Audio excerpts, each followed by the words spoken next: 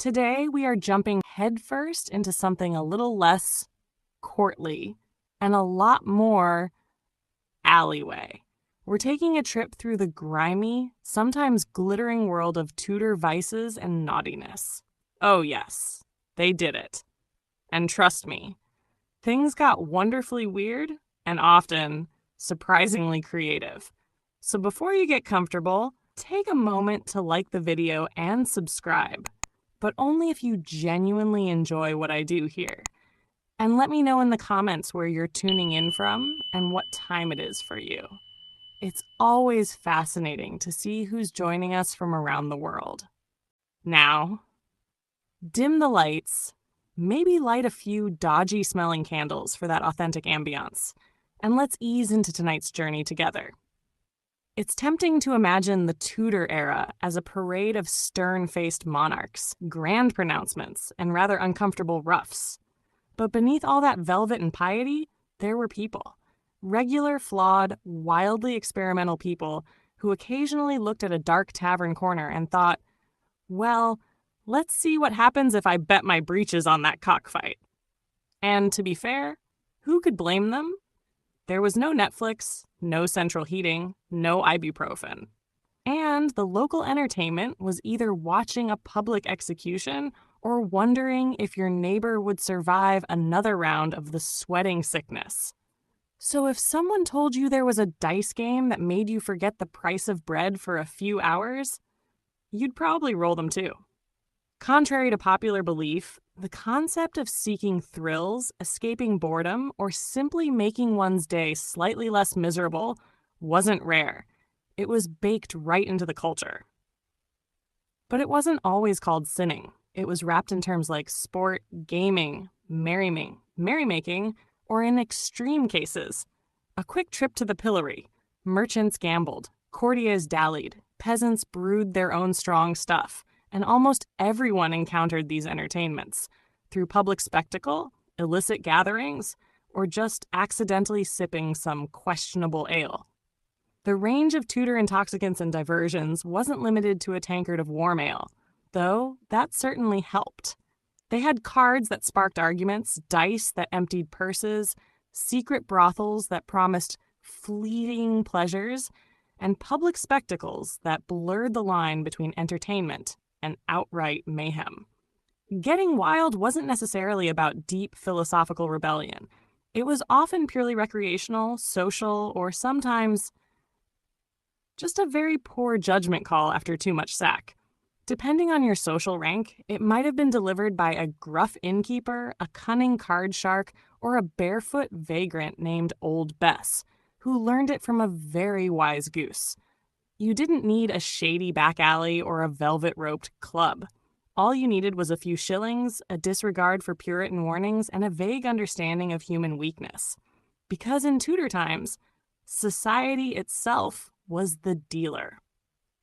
And she wasn't always gentle. Gaming houses, bear-baiting pits, street performers, ale houses, all overflowing with opportunity. The line between wholesome pastime and scandalous excess? Let's just say it was artistically interpreted. Knights, nobles, merchants, and wandering vagabonds all dabbled in the darker arts of amusement, with varying levels of discretion and financial ruin. Take dice, for example. These little cubes? They were fate's personal tormentors. Properly played, a game of hazard could win you a small fortune. Improperly played, well, now you're pawning the family silver and running through the woods screaming. Or cards, vaguely human-shaped figures, rumored to whisper secrets to desperate men. The whispering didn't always help. Playing cards could induce euphoria, desperation, and on a good day, prophetic insight. On a bad day, you wouldn't be needing cards anymore. Then there was cockfighting, also known as a bloody good time. Which is exactly the kind of name that screams, maybe don't. It entertained nobles, settled disputes, and sometimes caused death. Often mixed with drinking, brawling, and the infamous loose women we'll get to soon. These weren't just games. They were emotional roller coasters with knives. Prostitution. The Tudor equivalent of let's see what this velvet curtain hides. To moralists, a den of iniquity. To everyone else, the place where Uncle Giles mysteriously lost his hat. It was a staple of the Tudor unofficial economy. Not just a casual vice, it was a mood. Bawdy songs recorded it. Gentlemen relieved stress with it. Peasants mostly just hoped not to catch anything from it. Sometimes it helped, eased loneliness, helped with marital strife, made a sailor's shore leave slightly less traumatic. But too much or just bad timing led to scandal, ruin, and in rare cases, a priest who might have been your dead grandmother. Tudor brothels, or stews, were equal parts romantic, tragic, and biologically dangerous. You could leave with a smile, or a disease, or a reputation, or both. Now let's talk folk medicine, specifically the kind that makes you feel like you're levitating or melting. Few plants in Tudor lore are as dramatic as mandrake. The stubby little root looked vaguely human, sounded like it screamed when pulled. Definitely needed a therapist. Botanically potent and mythically wild, mandrake was said to cause hallucinations, visions, and possibly death. Harvesting it, you'd tie it to a dog, run away, and hope the dog didn't take you with it. Seriously. Tudor texts warned that simply hearing the mandrake's cry could kill a man, which naturally led to some creative harvesting techniques. The most famous involved tying the root to a dog, walking away, and letting the poor animal do the dirty work. The assumption was that the dog would die instead of you, a plan that raises some ethical red flags even by Tudor standards. Once harvested, and the dog properly mourned, the mandrake could be dried, powdered, steeped, or worn as a charm. Some people even carried tiny mandrake figures in pouches to ward off evil or promote fertility, because nothing says romance like a mummified root that sounds like it's seen things. The church, predictably, didn't love mandrakes. Anything that caused visions and wasn't tied to organized religion was treated as witchcraft adjacent. Still, monks recorded mandrake recipes and herbals with suspiciously detailed instructions. Used correctly, mandrake could dull pain before surgery, treat insomnia, and create trippy, vivid dreams. Used incorrectly, it could cause vomiting, unconsciousness, or your family staging an exorcism because you thought your soup was whispering. And then there was belladonna. Beautiful lady, deadly nightshade. You'd drip it into your eyes to make your pupils huge. Very glamorous. Also, blurry vision, extreme light sensitivity, and potential fatality. Perfect for dinner parties. Cosmetics aside, belladonna had other talents. It was used as a painkiller, a sleep aid, and occasionally as a truth serum, though the truth it produced was often along the lines of, "The ceiling is dripping Latin prayers." The plant contains atropine and scopolamine, both of which mess with the nervous system in ways that range from mildly trippy to, why is the wallpaper vibrating? It was a common ingredient in potions, flying ointments, yes, really, and some very questionable medical procedures. Want to numb a patient before sewing off a limb? Belladonna. Want to simulate a death-like sleep for theatrical or suspicious purposes? Belladonna. Want to accidentally meet a few saints and possibly the devil in your dreams? You get the idea. And yet, despite its toxicity, belladonna was part of the Tudor medical toolkit. Physicians used it carefully or recklessly, depending on how bad the plague was that week, and it shows up in herbals, recipes, and love charms across Europe. Before modern edibles came in discreet packaging and fruity flavors, Tudor folks were already getting inventive, just not with chocolate. Instead, they relied on ointments, balms, tinctures, and potions. And let's be clear, the word ointment rarely inspires confidence, especially when it contains ingredients like belladonna, fat from a black cat, and a questionable amount of hemlock, stirred counterclockwise under a full moon. Welcome to the world of Tudor transdermal delivery systems, or in plain English, rubbing weird paste on your skin and hoping for the best. These infamous flying ointments weren't for the faint of heart. Blended with henbane, mandrake, and belladonna, mixed into pig fat, then applied to, let's just say, intimate areas. The goal? Euphoric flight. The result? waking up in a haystack with half your teeth and no memory. Tudor people didn't pop edibles. They rubbed things into places with ointments that smelled like despair and caused dreams involving saints or turnips. Beyond the salves, Tudor potions were often consumed in wine, broth, or some liquid that smelled like regret. Apothecaries loved mixing poppy extract with spiced wine, a combo strong enough to numb you during surgery or give you a front row seat to a divine revelation you didn't ask for. And let's not forget the elixirs sold by wandering quacks. These traveling pharmacists promised to cure everything from heartbreak to shoe rot. Did they work? Sort of.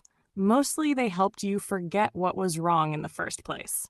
The magic of these Tudor edibles was that no one could quite predict the outcome. Would you sleep peacefully, commune with angels, or scream at the moon and swear eternal loyalty to a turnip? Only one way to find out. So after all the dice, dalliances, roots, ointments, and sketchy potions, one big question remains. How did Tudor people feel about getting wild? The answer?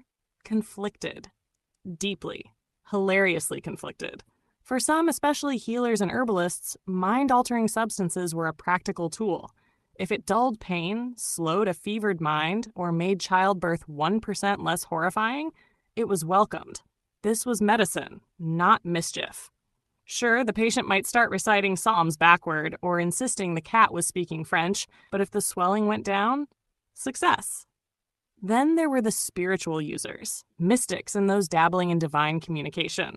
For them, hallucinations weren't red flags. They were revelations. Visions were signs of sanctity, not symptoms. If you stared into the void and the void whispered back in Latin, you were either a saint or extremely possessed. But intent mattered. Getting tipsy by accident? Fine. Getting visions to see Jesus? Acceptable. Getting wild to flirt with a goat demon? Now we have a problem. That's where the church stepped in, branding certain substances and their users as suspicious at best, heretical at worst. Anything associated with loss of control, be it intoxication, trance, or inconvenient honesty, raised clerical eyebrows. Saints could have visions, peasants probably just possessed. Meanwhile, among the common folk, opinions were more relaxed. Your neighbor's sleeping potion may have doubled as a psychedelic nightcap. People used poppy wine for pain, strong ale for calm, and henbane tea for dealing with the in-laws. It wasn't rebellion. It was survival, with a side of fun. Ultimately, in the Tudor mind, vice wasn't black or white. It was a hazy gray, somewhere between miracle and misdemeanor, health and heresy. And in a world where demons, saints, plagues, and turnip famines all walked hand in hand, a little herbal escape or a cheeky flutter at the cockfight hardly seemed like the worst idea. Now let's move on to Tudor feasts. When you picture a Tudor feast, you might imagine long tables, roast swan, solemn nobility, and maybe a lute player serenading in the corner. But these lavish affairs weren't just about showing off wealth. They also had a little something extra. Psychoactive potential. Let's start with the two heavy hitters, spices and sugar. Both incredibly expensive and imported from far-off lands, these were literally burned, figuratively, in the stomach, at banquets, in great halls, and royal courts. They were meant to cleanse the palate, ward off illness, or so they hoped, and make everything taste slightly less like, well, everything else. But here's the twist. Modern studies have shown that consuming large quantities of certain spices, particularly nutmeg and cloves, releases compounds that can affect the brain. Translation: if you ate enough spiced hippocras, a fortified wine, you weren't just feeling the wine. Your head might feel a little floaty from the exotic botanicals. In poorly ventilated Tudor great halls, which is to say all of them, prolonged exposure to rich, spiced foods could cause a mild euphoric effect, especially if paired with fasting before the feast, dehydration from rich food, or extreme boredom from endless speeches. It wasn't uncommon for courtiers or guests to report feeling lightheaded or overcome during long dinners. And while they often credited the divine bounty of the meal, it's possible some were just lightly buzzed from the sheer volume of potent flavors and hidden compounds. And if you think this was limited to royal spaces, think again. Spiced drinks and sweet treats were a common fixture in wealthier merchant homes, and even at some village fairs. It transcended class. Everyone loves a good vibe, apparently. Chefs insisted the spices helped lift the soul to heaven. Realistically, it may have just softened the edges of reality enough to make 5-hour sittings a bit more tolerable. Think of it as the Tudor equivalent of putting on lo-fi beats and lighting a scented candle, but with more Latin graces and less chill. If there was one thing Tudor people could count on besides taxes and the occasional plague, it was alcohol. Beer, ale, mead, wine, cider, you name it. Someone was brewing it in a wooden barrel behind their house and calling it medicine. And in a way, it was. Water wasn't exactly safe to drink. Most natural sources were either contaminated or casually downstream from livestock, which meant sipping from a stream was basically playing intestinal roulette. So instead, people reached for something a little more fermented. Enter small beer, the Tudor version of water, but with alcohol and a much higher chance of being brewed by someone named Agnes, who measured ingredients by intuition and prayer. This low-alcohol drink was consumed daily by adults and children alike, not to get drunk, but to stay alive with a light buzz and regular hydration. Of course, not all Tudor alcohol was so tame. If you were wealthier or simply had fewer plans for the day, you might opt for stronger ale, honey mead, or imported wine. And yes, wine was often mixed with herbs or spices, either for flavor, medicinal effect, or just to see what happened. In monasteries, brewing beer was practically a sacred duty. Monks perfected recipes, documented fermentation methods, and taste-tested the results, often with great enthusiasm. If salvation came in pints, the Benedictines were well ahead of the curve. But alcohol wasn't just a drink, it was a lifestyle enhancer. Want to dull the pain of Tudor dentistry? Ale. Want to treat melancholy? Spiced wine. Want to forget you live in a drafty hovel with 6 other people and one extremely judgmental chicken? Mead. Taverns, inns, and roadside alehouses served as Tudor therapy offices, only with more yelling. People drank to celebrate, mourn, gossip, and occasionally invent entirely new dance styles no one asked for. Sometimes getting high in the Tudor era wasn't a decision, it was just breakfast. Enter ergot, a parasitic fungus that grows on rye and other cereal grains. To the untrained Tudor eye, it looked like a slightly weird blackened kernel. To the modern scientist, it's a biological prank with side effects that read like a medieval curse.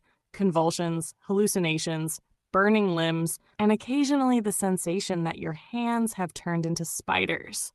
This fungus was the accidental ingredient in what some historians call the original LSD trip, centuries before the Summer of Love, Woodstock, or anything with tie-dye. People in parts of Europe, especially in colder, damp regions like France and the Germanic territories, frequently baked bread from infected rye. Why? Because hunger trumps fungus awareness.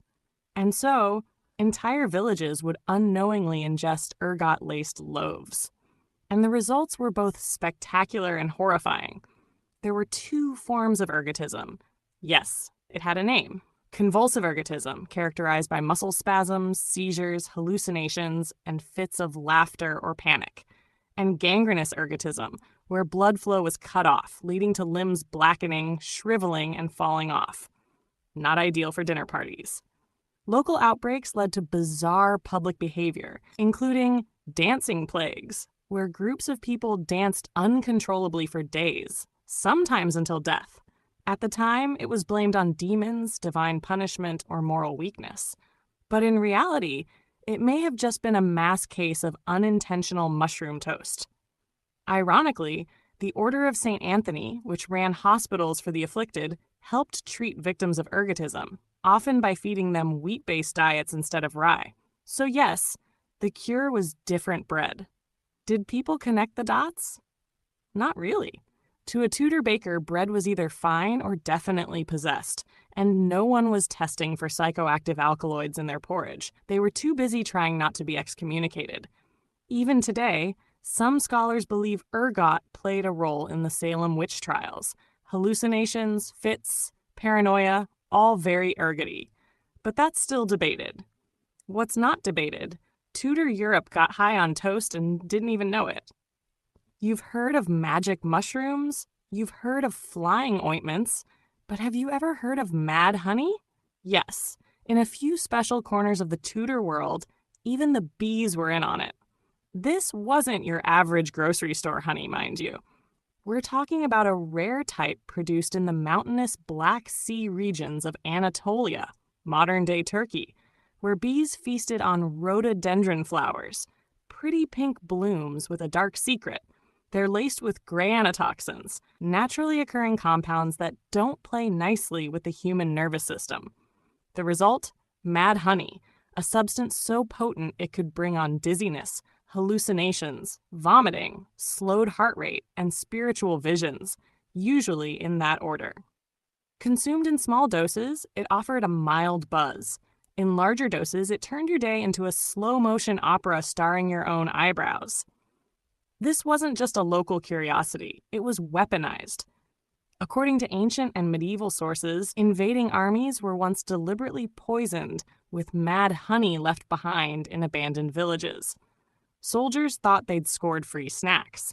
Instead, they ended up convulsing on the forest floor, realizing too late that free loot is not to be trusted. Greek and Roman authors like Xenophon and Strabo wrote about these effects centuries earlier, but the use persisted well into the Tudor era. Locals knew how to handle the stuff. A little on bread for a headache, a little in wine for visions, or none at all if you actually wanted to remember your own name by dusk. Mad honey became known as a remedy and a recreational substance, especially in mystical or folk healing traditions. Some users claimed it brought prophetic dreams, while others just woke up clutching a potato they believed was their uncle. Results varied, and yes, it was traded. Some ambitious merchants sold it in small ceramic jars, usually without dosage instructions, because who needs warning labels when you live in an era where leeches are considered sophisticated medicine? Not everyone in the Tudor era was a priest, a noble, or a plague-ridden peasant. Some folks operated in the shadowy margins of society as shamans, herbalists, cunning folk, and other semi-legitimate practitioners of medicine and mischief. Think of them as Tudor pharmacists, with zero regulation and a deep personal relationship with moss. These were the people you visited when the local physician suggested bloodletting for your toothache. They had no degrees, but they had herbal knowledge passed down through generations, often learned by watching grandma treat boils with bark and dignity. And when it came to mind-altering substances, these folks were your go-to. They knew which plants to grind into paste, which roots to soak in wine, and how much of a given herb would make you dream of angels instead of accidentally joining them. Whether you were looking to relieve pain, induce visions, curse your neighbor, or have an out-of-body experience during laundry, they had a remedy or three. Many of these practitioners were women, midwives, wise women, and healers who were essential to their communities and deeply feared by authority figures. Not because they were cackling into cauldrons, but because they knew too much and didn't need Latin to explain it. Their remedies often included henbane, mandrake, belladonna, and poppy derivatives. They'd mix them with wine, fat, honey, or spit, not kidding, chant a few protective phrases, and send you on your way with something that could either heal you or make you passionately confess to crimes you never committed. Of course, if anything went wrong, say, a hallucination involving flying goats or the sudden urge to marry a tree, blame shifted quickly from bad batch to witchcraft. The church and local authorities kept one eye on these folk and the other eye nervously twitching. Still, communities relied on them. When your child had a fever, when your joints ached, or when you needed to contact a dead relative to ask where they hid the rent money, these were the people you turned to. They weren't doctors. They weren't priests. They were the original underground wellness influencers. The Tudors weren't all about feasts and fungi. They also knew how to have fun the old-fashioned way, with games that were either ridiculously simple or dangerously competitive. Think of it as the medieval version of game night, but with more shouting and potential for injury. Board games like chess and backgammon were popular among the wealthy because nothing says, "I have leisure time," like moving tiny wooden pieces around a board for hours. But the real action was outside. Football existed, but it was less about fancy footwork and more about mass brawls involving entire villages trying to kick a pig's bladder into a designated area. Injuries were common, rules were optional, and the game often ended when someone got tired or the sun went down. Wrestling was another crowd pleaser, because who doesn't love watching two burly men grapple until one collapses in a heap of sweaty glory? And then there was archery, which was less a sport and more a national mandate. Every able-bodied man was required to practice archery regularly, because England always needed to be ready for war. Think of it as the Tudor equivalent of mandatory gym class, but with arrows and the threat of fines if you didn't participate. Tournaments were a big deal, showcasing skill and machismo, with plenty of opportunities for showing off in front of the ladies. For the truly adventurous or slightly unhinged, there was hunting. Nobles chased deer, foxes, and anything else that moved across their vast estates. It was a status symbol, a chance to show off your horsemanship, and an excuse to wear really fancy outfits while trampling through the woods. And if you wanted to spice things up, you could always try hawking, which involved training birds of prey to snatch smaller animals out of the sky. It was basically the Tudor version of drone racing, but with talons and feathers. The Tudors loved a good show, and they had plenty of options, from high-class plays to lowbrow public shaming. If you were wealthy, you might attend a performance at court or in a private home, where actors would recite poetry, perform comedies, or stage elaborate historical dramas. Think of it as the Tudor version of Netflix, but with more codpieces and fewer commercial breaks. But the real action was in the streets. Pageants and processions were common, celebrating royal events, religious holidays, or just about anything that warranted a parade. These involved elaborate costumes, music, floats, and enough symbolism to make a modern art critic's head spin. And if you wanted to see some real drama, you could always head to the town square for a public shaming. In the Tudor era, justice wasn't always a private affair. Petty criminals, gossips, and anyone who violated social norms might find themselves in the stocks or pillory, where they'd be pelted with rotten vegetables and insults by the general public. It was the Tudor equivalent of getting canceled on Twitter, but with more cabbage. And if you really wanted to make a statement, you could try a scold's bridle, a metal cage placed over a woman's head to silence her if she was deemed too loud or argumentative. It was basically the Tudor version of a mute button, but significantly less humane. The Tudors weren't exactly known for their quiet contemplation. Their world was filled with music, dance, and a general cacophony of life. If you were wealthy, you might hire a lute player or a consort of viols to serenade you during dinner. Think of it as the Tudor version of Spotify, but with more plucking and fewer copyright laws.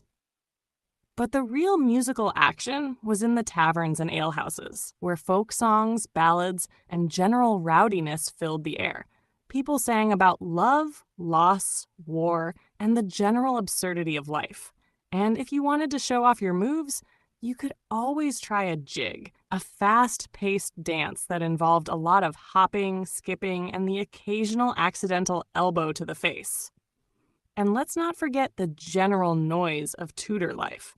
Church bells rang constantly, marking the hours and reminding everyone that God was watching. Street criers shouted the news, advertisements, and whatever gossip they could get their hands on. Animals roamed freely, adding their own bleats, barks, and squawks to the mix. And if you wanted to hear some truly impressive noise, you could always visit a blacksmith, where the clang of hammers on metal created a soundtrack that could drown out a modern rock concert. The Tudors had their priorities, and they included fashion, gossip, and the occasional witch hunt. If you were wealthy, you spent an absurd amount of money on clothes made from expensive fabrics, adorned with jewels, and designed to show off your status. Think of it as the Tudor version of a runway show, but with more velvet and fewer supermodels. But the real social currency was gossip. Everyone wanted to know who was sleeping with whom, who was plotting against whom, and who had just made a fashion faux pas that could ruin their reputation forever. Think of it as the Tudor version of social media, but with more whispering and fewer hashtags. And if you wanted to spice things up, you could always accuse someone of witchcraft. In a world where bad luck was often blamed on supernatural forces, it wasn't uncommon for people to point fingers at their neighbors and claim they were in league with the devil. Think of it as the Tudor version of a conspiracy theory, but with more torture and fewer fact checks. So as we close the curtain on our journey through Tudor life, it's clear their world was anything but dull. From the boisterous games to the glittering pageants, the raucous taverns to the whispered rumors of witchcraft, the Tudors found countless ways to fill their days with excitement, drama, and sometimes a little bit of fear. They were a people who embraced life with both hands, whether it was through a hearty ale, a spirited dance, or a well-placed insult in the town square. What surprised you most about Tudor entertainment and social life? Let me know in the comments below. And don't forget to like and subscribe for more dives into the fascinating past.